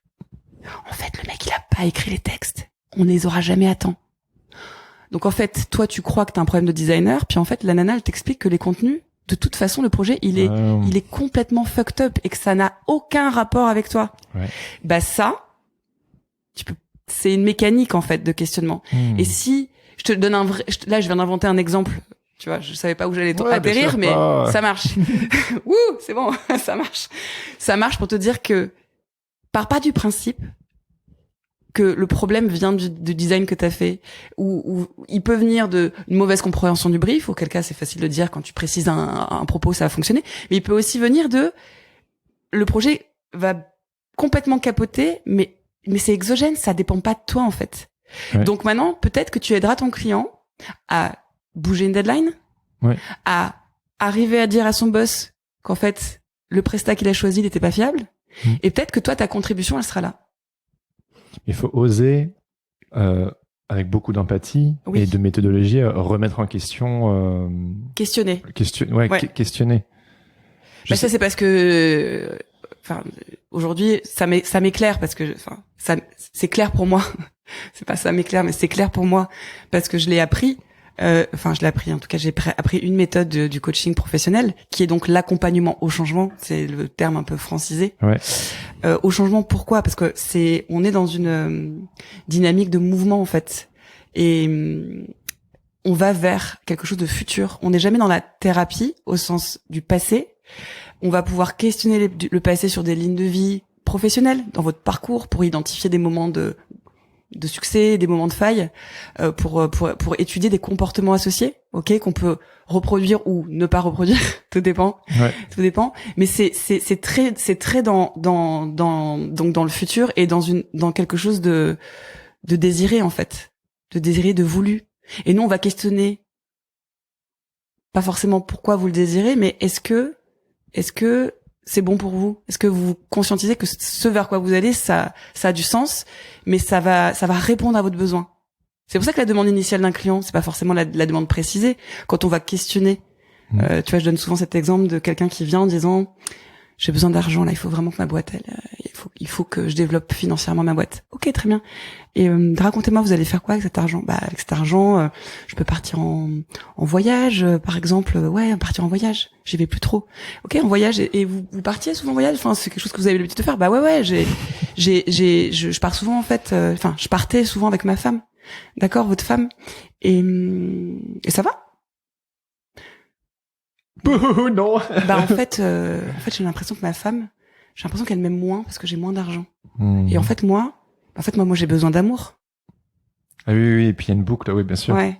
Tu vois, c'est ça en fait, c'est la demande initiale. Est-ce que ça sera la demande clarifiée? Pas forcément. Et ton boulot, et ce boulot-là, de faire en fait, c'est cet effet miroir, c'est ne pas dire ah t'as vu, moi en tant que coach, je t'ai amené la solution, mais pas du tout. Moi, j'ai juste posé des questions en fait. Et ces questions de clarification sur le travail du designer ou du créatif ou du chef de projet ou de la relation aux gens en fait, au système, l'entreprise, et ça peut permettre aussi d'identifier des problématiques qui sont systémiques, des problématiques, tu vois, vraiment de gestion, des problématiques de compétences, des problématiques de plein de choses, de gestion du stress. On va étudier en zoom aussi la bouteille du stress, tu vois, sur les stresseurs. Et est-ce que le stress, vous avez d'une échelle de 1 à 10, vous voulez être à combien? Bah moi je suis à 8 et j'aimerais être à 6. OK. Mais mettons qu'en fait, la personne se sente pas assez stressée. Pourquoi moi en tant que coach, je pars du principe que la personne elle voudrait baisser son stress? Elle peut peut-être l'augmenter. C'est vrai. Voilà. Et ça c'est, tu vois, on essaie d'ouvrir aussi ça. Ouais, en fait, tu travailles avec l'écosystème, on travaille avec les lunettes de la personne, quoi. Et c'est pas à moi de décider si elle doit baisser son stress. C'est quoi la différence la limite entre thérapie et coaching? Parce que j'imagine que il y a des ressemblances. Alors, justement, en fait, nous, on travaille pas sur des pathologies déjà. Enfin, ça c'est très clair, hein, sur ce qui va être l'état de la dépression, par exemple, parlant de quelque chose de très connu. On n'est pas en fait dans tout ce qui est résolution d'un mal-être ou d'un pathos, tu vois, vraiment je te dis qu'il serait plus orienté sur plutôt des questionnements identitaires passés, de souffrance, de l'enfance, de traumatisme, etc. Pourquoi? Parce qu'en fait, quand tu travailles avec un thérapeute, tu travailles pas avec cette notion d'objectif. Alors, tu veux te sentir mieux, mais ça c'est un fait. Peut-être que des gens vont voir un thérapeute pour se sentir mal et pour peut-être chercher le pathos pour être artiste, j'en sais rien. Mais en tout cas, on n'est pas du tout sur ce terrain-là et on n'est pas sur le passé. C'est vraiment, il y a beaucoup cette ligne du temps aussi. Ouais. Et je sais pas si c'est très clair. Si. Non, si. la thérapie. Et vraiment la notion d'objectif quantifiable, mesurable et atteignable et positif pour la personne écologique, c'est très très important. C'est vraiment essentiel. Et il me semble je pense que c'est toi qui me l'avais dit, qu'il y a 2 sortes de coaching. Il y a celui où tu écoutes, où tu écoutes presque 90% et tu travailles avec le système de la personne. Et puis il y en a un autre qui pète un petit peu plus. Moi, c'est l'image que j'ai, genre Tour de France, le mec sur son vélo, et puis t'as le coach qui est là avec sa bouteille d'eau, genre vas-y Gérard, tu peux y aller. Oui. Et pas du tout. Ouais, mais c'est 2 écoles ou je sais pas. Alors, je connais pas les autres. Toute honnêteté, je connais pas vraiment les autres écoles, mais en tout cas, ce coaching-là, d'encouragement, de dire tout va bien se passer. En fait, moi, j'en sais rien. J'en sais rien si tout va bien se passer. J'aimerais dire aux gens tout va bien se passer, tu sais, mais c'est pas notre rôle et c'est surtout pas vrai. Pas vrai au sens aidant, utile. Est-ce que c'est pas dangereux de dire à quelqu'un tout va bien se passer? Ouais. Tu vois, tu sais pas ce qui se joue là. Non. Mais quand ça se passe pas bien, comment tu fais toi? Alors quand ça se passe pas bien, nous on est supervisés.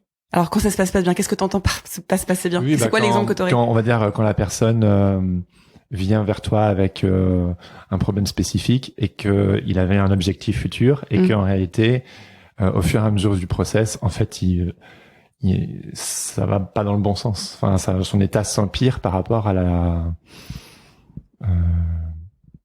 Oui. Il rétropédale. Ouais, il rétropédale, ou peut-être que le processus met en lumière des choses chez lui qui font que, je sais pas, que. C'est alors plusieurs. Parce que ça doit pas ouais, être si, évident, c'est très. Alors, il y a plusieurs choses. C'est-à-dire que quand on sent justement que ça sort de nos compétences. Ok, du spectre de notre métier, on va s'interroger, soit ouais. on demande une supervision souvent à nos pairs, à des gens qu'on paye pour avoir une consultation, pour avoir un regard sur ce qui est en train de se passer avec notre client. C'est très important et c'est ça qui fait aussi qu'on reste clairvoyant quand on manque, tu vois, de solutions, c'est d'aller demander conseil à des coachs professionnels qui sont seniors et qui vont nous superviser sur des cas. Et si on a l'impression tout d'un coup que notre client il a une souffrance justement qui se jouerait peut-être plus qui pourrait peut-être éventuellement résoudre ça avec une thérapie ou autre, alors on va se dire OK, vous en pensez quoi de votre processus, comment vous vous sentez, tu vois. En fait c'est aussi mettre en position métal le client, extérieur à lui-même, en disant OK, déjà juste observons, vous ressentez quoi, parce que à nouveau dire à l'autre, moi je pense que vous auriez besoin d'une thérapie plutôt qu'un coaching. Ouais, là tu t'imposes de nouveau. Waouh. Bah tu t'imposes et puis est-ce que c'est pas juste violent? Ah ouais, non, grave. Grave. Quelle horreur. Enfin je sais pas, on parle, tu sais, beaucoup du rapport collaboratif dans les métiers, mais en coaching, c'est ça, c'est la confiance qu'on a l'un envers l'autre. Est-ce que dans la relation que j'ai à l'autre, là je parle même au sens large, est-ce que dans la relation que j'ai à l'autre, à un moment donné, je peux avoir cette phrase potentiellement blessante ou pas, mais en tout cas qui va je sais pas, risquer quoi? Risquer de faire naître une baisse d'estime de la personne? C'est quoi les risques en fait quand je dis vous auriez peut-être besoin de voir quelqu'un? Ouais, non. Mais laissons-le déjà s'exprimer. Ouais. Ok, vous vous sentez comment? Franchement, en ce moment, je pleure beaucoup. Je me sens mal. Et le coaching, alors, dans tout ça, ça répond, on a un objectif à atteindre, mais est-ce que votre sentiment, ça interfère selon vous avec le processus? Voilà, j'ai l'impression, en fait, que je suis bloquée, que ça peut pas avancer. Et vous avez pensé à quelque chose qui pourrait vous aider? J'ai une amie, qui a un super psychiatre, mais j'ose pas y aller. Ok, et tu vois, voilà, c'est juste, on va y aller tranquille, quoi. Ça, c'est aussi, je trouve, moi qui suis hyper intense. Ouais. Intense. Je trouve que c'est l'éloge de la lenteur. C'est l'éloge de... T'es pas pressé de lui dire quoi que ce soit. D'ailleurs, tu sais pas ce que si tu penses est vrai. C'est la neutralité de ce que je pense. Et pourquoi ça interfère avec mon métier? Parce que non pas que on me demande de la neutralité, on me demande d'avoir d'avoir ma patte graphique, on me demande d'avoir de la personnalité, au contraire. Ouais, mais je suis pour l'instant, en tout cas, je me sens quand même je suis clairement au service de mes clients. Moi, je suis là pour des fois faire plaisir, des fois répondre à un besoin, des fois mettre un coup d'épée dans l'eau. Et c'est très bien. Ça me va. Ouais. Top. Je pense qu'on arrive gentiment à la fin. Est-ce que tu auras un petit mot, une note sur laquelle tu aimerais terminer ou inviter les gens à aller jeter un œil à ceci ou cela? Ça peut être externe à toi aussi.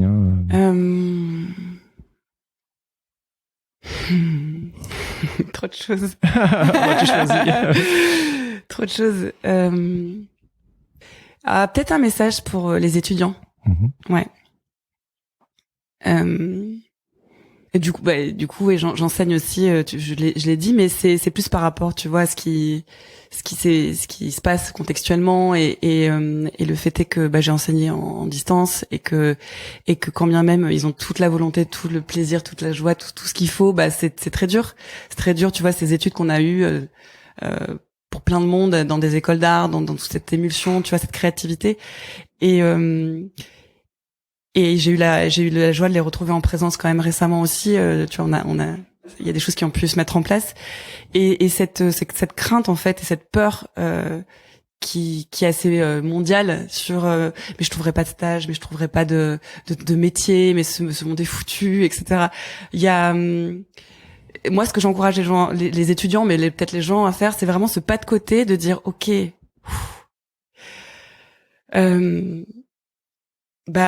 Posons-nous la question. Est-ce que tous les secteurs vont mal? Est-ce que tous les secteurs vont mal? Tu vois, des métiers. Est-ce que toutes les agences de com s'écroulent? Est-ce que tous les freelances ne gagnent plus leur vie? Est-ce que tous? Non, je crois pas. Voilà. Juste déconstruire ces croyances ou ces peurs. Enfin, se poser ces quelques questions en disant bon, mais je vais y aller petit à petit. Je vais essayer de me dire que si j'ai ma place, il y a une place. Et peu importe si c'est pas celle à laquelle je pensais au départ, le simple fait de mettre cette petite graine et de créer cette inertie, ça crée du mouvement. Donc moi, je dirais de rester en mouvement, c'est peut-être le mot. Boum. Merci infiniment, Julia. Avec plaisir. Fantastique.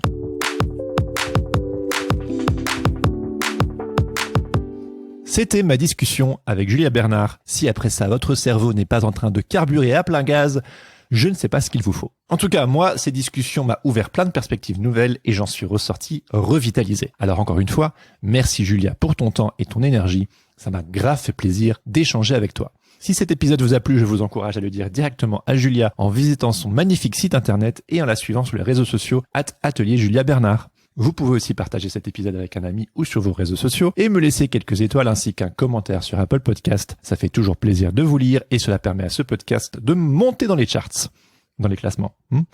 Pour ne plus jamais louper un épisode, vous connaissez la chanson, abonnez-vous sur vos applications de podcast, suivez-moi sur les réseaux sociaux ou rejoignez ma newsletter. C'est là que je partage mes petites réflexions du moment, des vidéos inspirationnelles, de la soupe existentielle, des coups de cœur et des trucs rigolos. Pour vous inscrire, rien de plus simple, rendez-vous sur senscreatif.fr. Vous retrouverez le lien en haut à gauche ou dans les notes de cet épisode.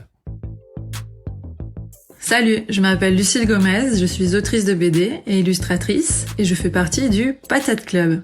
Patate Club, c'est-à-dire que je soutiens financièrement Jérémy sur Patreon, avec plaisir et pour plusieurs raisons. D'abord, évidemment, j'aime son podcast, Sens Créatif, mais aussi, en tant qu'autrice, je sais à quel point il est précieux d'être soutenu par son public, puisque je le suis moi-même sur Tipeee pour une lettre que je dessine chaque mois. Enfin, le soutenir ne ruine pas, puisque le principe c'est quand même que l'on met ce que l'on veut, ce que l'on peut, et que les contreparties commencent à 2 € mensuels. Donc, j'avais déjà plein de bonnes raisons de m'inscrire sur Patreon quand je l'ai fait, mais à l'époque, je ne soupçonnais pas que je verrais en plus sortir de terre le Patate Club. Ouais.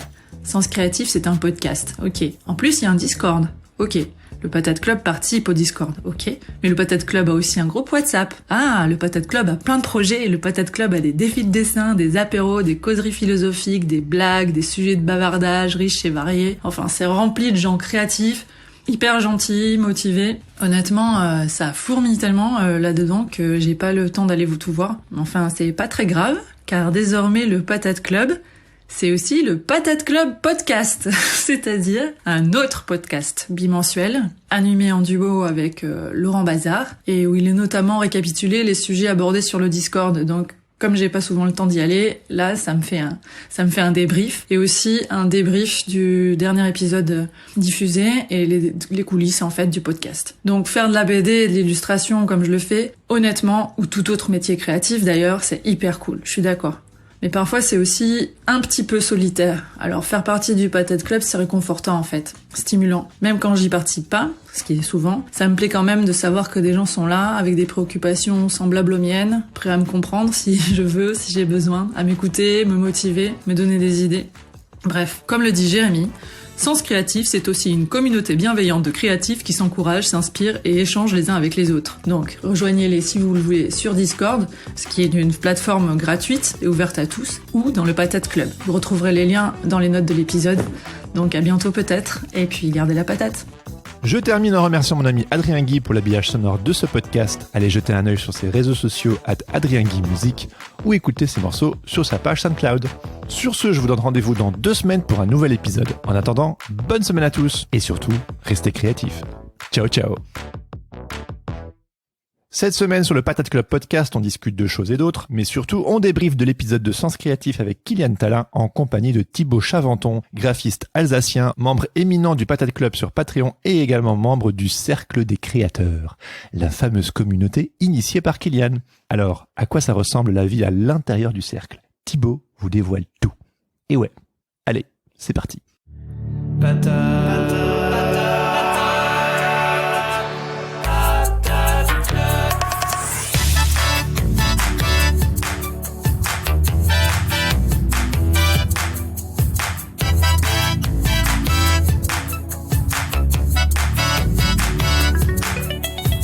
Et c'est parti. Ok. Ah, refais-la, Laurent, je pense que ça a coupé. Ok, alors refais ton décompte alors. 3, 2, 1. What's up le Patate Club? Faut enchaîner. Je pensais que Thibaut, il allait enchaîner et tout. Non, comme vous voyez, on n'est pas encore super au point, mais je vous promets, au bout de 10 épisodes, on va C'est pas grave, ça fait une intro en bonne humeur, tu sais, on fait des petites bêtises, on rigole. C'est le principe de l'intro ratée. C'est la gaudriole, ouais, c'est ça. Ça va être un running thématique. Exactement. Il faut présenter un petit peu Thibaut, Jérémy. Ouais, bah Thibaut peut se présenter tout seul. Oui, vas-y, alors, Thibaut, lance-toi. Bonjour, je m'appelle Thibaut, j'ai 37 ans. J'habite en Alsace et je suis graphiste. Et voilà, graphiste un peu couteau suisse. Je fais du web, du print et depuis l'année dernière, j'essaye maintenant. Enfin, avant, je travaillais avec des clients de toute taille et de tout type. Maintenant, j'aimerais vraiment me concentrer sur les indépendants que je dis être en quête de sens, c'est-à-dire qui quittent des métiers un peu traditionnels pour se lancer dans leur passion. Voilà. Yes. Ok, très bien, super intéressant. Bienvenue Thibaut, ça fait plaisir que tu sois avec nous. Merci. Ouais, dites-nous, les gars, comment ça va? Thibaut, je te mercredi. laisse commencer. Merci. Comme un mercredi, moi je dirais depuis le Covid, c'est un peu mon nouveau comme un lundi, tu vois, parce que les filles sont à la maison, donc faut un peu se les dispatcher avec ma femme, donc et travailler en même temps, c'est toujours un grand moment de bonheur. Ah oui, elle regarde La Reine des Neiges là, c'est ça, hein? Non, j'ai carrément mis tout le monde dehors, comme il fait beau, ils sont allés se promener. Comme ça. Dehors, papa, il fait un enregistrement avec des copains. Allez hop. Voilà, exactement. J'étais là, vous vous rendez pas compte, c'est pire que les grosses têtes, il faut vraiment que je sois au calme. Alors, allez vous promener. Cool. Et toi, Laurent, ça roule? Ouais, ça peut rouler. Joachim a contracté le virus qu'il a ramené de son école. Sympa. Et donc il est positif. Donc du coup, on a passé les tests PCR et tout. Nous, on est négatif. Mais nous voilà isolés. Moi, ça va rien changer. Mais pour Géraldine, forcément, c'est jusqu'au 22 mars isolé dans l'appartement. Donc on porte des masques. Joachim mange tout seul de son côté. Oh là là, la tristesse quoi. C'est très rigolo. C'est rigolo. Bon Vive le Covid. J'adore. Mais waouh. Et ok. Et il va bien. Mais c'est fou que toi et Géraldine, vous avez rien chopé quoi. Et ça prouve que c'est possible. C'est possible en fait, même parce qu'on peut pas dire qu'on ait fait des gestes barrières de dingue avec lui, mais il y a pas de souci. Voilà, on l'a pas. Voilà. Et ça le fait pas déprimer de manger tout seul dans son coin? Pour l'instant, il trouve ça rigolo, mais on verra au bout d'une semaine. Oh, petit bout de chou. Ouais. Et c'est combien de temps qu'il est censé rester comme ça? Quand t'es positif comme ça, c'est 10 jours. T'es 10 jours à la maison. De toute façon, ça sert à rien de refaire un test parce que en fait, la charge virale, elle peut rester pendant 3 mois. Okay. Donc c'est inutile. Mais aussi au bout de 10 jours, il n'y a pas de symptômes, les enfants peuvent retourner à l'école. Par contre, quand t'es cas contact, t'as les 10 jours plus 7 jours, en fait, de précaution derrière. Ce qui t'amène à 17 jours d'isolement. Oh. Donc il vaut mieux le choper que d'être cas contact. Putain, mais c'est incroyable. Voilà. Ah ouais, c'est fou. Non, je déconne, faut pas le choper. Mais voilà, c'est une grosse contrainte, ouais. Mais bon, l'école, elle est pas fermée. Donc. Et ça va avec, du coup, enfant à la maison pour travailler? Ah, c'est une espèce de redite du premier confinement, en fait, hein, tout simplement. Ouais. Donc, bon, je pense que les gens ont leur marque maintenant, pour s'organiser. Donc voilà. Puis, du côté de Géraldine, à son boulot, ils sont super compréhensifs par rapport à ça. Donc, elle peut travailler sans souci en télétravail. Pas de problème. Voilà. Après, c'est juste la popote familiale à gérer. Ouais, ça doit être de l'organisation, hein. Faut être flexible.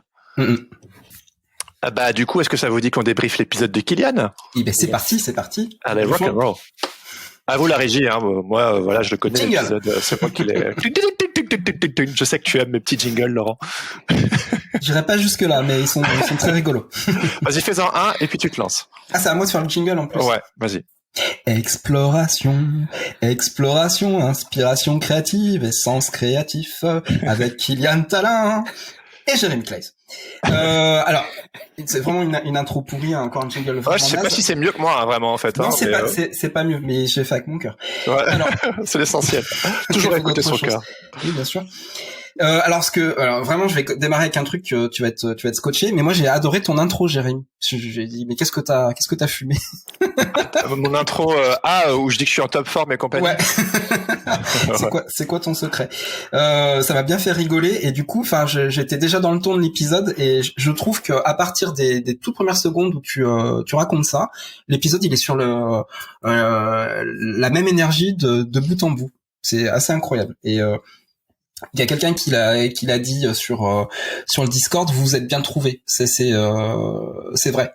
On sent la connexion entre toi et Kylian dès le début. Ouais, une synergie, ouais. Exactement, c'est ça. Et le thème qu'on va aborder aujourd'hui tous ensemble, c'est l'exploration. Qu'est-ce que c'est le fait d'être explorateur? Et on reviendra aussi sur la dichotomie, mais en même temps c'est un bidon dont parlait Kylian, c'est être aventurier et à la fois bibliothécaire. Est-ce qu'on peut être les deux? Est-ce qu'on peut être l'un ou l'autre, etc. Tout ça, on pourra le développer ensemble. Voilà, oui. Alors c'est un épisode qui est particulier pour les auditeurs habituels de Sens Créatif parce que ce n'est pas un illustrateur. C'est pas un artiste. Ou un créatif visuel, ouais. Enfin, quoi que si, il fait des vidéos. Voilà, exactement. En fait, j'allais venir. En fait, c'est quand même un artiste, c'est quand même un créateur. Et on va explorer un petit peu j'ai pas fait exprès, mais on va explorer un petit peu cette approche-là et le fait que Kylian aille dans un sens et que toi, Jérémy, tu ailles dans l'autre sens et que vous vous retrouvez à la croisée d'un chemin et que vous décidez de prendre le chemin ensemble. Mais comment ça, l'autre sens? Enfin, j'ai l'impression qu'on est plus sur des chemins parallèles, en fait. Ah non, pas du tout, puisqu'en fait, lui, il vient, et tu vas voir pourquoi je Ah non! Tu vas voir. En fait, toi, tu viens purement de la création, d'accord? Au départ, tu ne pensais pas faire autre chose que créer et faire des dessins, tu es dessinateur. Exactement. Même dessinateur de BD et dessinateur de pochettes de musique. Oh là là, il a bien suivi, hein, le gars. Alors que, du côté de Kylian, lui, il s'est adressé en premier lieu à des entrepreneurs. Voilà, c'est ce qui l'intéressait. C'était vraiment accompagner des gens pour créer en fait des projets. Et le fait que lui, il vient du monde justement en fait de l'entrepreneuriat et il se sent beaucoup plus créateur. Et que toi, tu es créateur et tu te dis, ah bah oui, non, en fait, ce que je fais, c'est de l'entrepreneuriat. J'entreprends en fait des choses. Et c'est ces deux chemins en fait qui oui. Voilà, qui se rejoignent et voilà, c'est ça qui est super intéressant. Je trouve que c'est vraiment le truc qui vous lie, c'est ça. Voilà. Ouais, c'est vrai. Ouais. Et la raison pour laquelle j'ai demandé à Thibaut de nous rejoindre, c'est parce que toi, Thibaut, tu fais partie du cercle des créateurs, donc tu as un vrai regard de quelqu'un qui connaît les coulisses de ce dont on a discuté avec Kylian, donc je te passe le mic. Enfin, on peut continuer évidemment de débriefer l'épisode avec Kylian, mais c'était aussi pour donner le contexte aux auditeurs. Pourquoi est-ce que Thibaut fait partie notamment de la conversation, outre le fait que j'aime beaucoup discuter avec toi, Thibaut, bien sûr, mais il y a le fait que voilà, t'es à l'intérieur du truc, quoi. Ouais, bah oui, effectivement, moi je fais partie du cercle et c'est assez drôle parce que j'ai rejoint le cercle un peu par, alors je vais pas dire par hasard, mais en gros ça a été plus une espèce d'opportunité. Je connaissais pas très bien Kylian, j'étais abonné à sa newsletter et un jour je parlais avec Francis, encore lui, de collaborer. J'étais là, moi j'en ai marre d'être tout seul dans mon coin et j'aimerais bien collaborer avec des gens, et ce serait cool qu'il y ait un espèce d'espace comme ça où les gens disent bah voilà, moi j'aimerais bien t'aider sur un truc, etc. Et Francis me dit ah ouais, effectivement, faudrait qu'on y réfléchisse. Et je vous mens pas, 2 jours après, j'avais un truc de Kylian, genre je vais bientôt lancer un truc qui s'appelle le Cercle des créateurs. Ce sera plein de créatifs réunis ensemble pour faire des trucs. J'étais là, bon bah là, si je signe pas, c'est vraiment que je me moque du monde. Donc je me suis inscrit un peu parce que le concept me plaisait, mais sans vraiment connaître le Kylian à part ses newsletters, quoi. Et du coup, quand j'ai entendu cet épisode, tout a d'un seul coup pris sens parce que j'ai compris, j'ai découvert vraiment où Kylian voulait aller, d'où il venait, comment il prévoyait de le faire, et tout ce qu'il a décrit. Enfin, en tout cas, la partie qu'il avait envie d'aider les créateurs à produire, inspirer, promouvoir et s'organiser et tout. Toutes ces petites briques-là arrivent d'une manière ou d'une autre dans le cercle. Alors après, je sais pas si vous voulez que je vous fasse une description de ce qui se passe exactement dans le cercle. Dis-nous tout, Thibaut. Dis-nous comment ça marche dans le cercle. C'est notre taupe. Je suis la taupe. Oui, mais maintenant que Kylian fait partie du Patate Club. Voilà.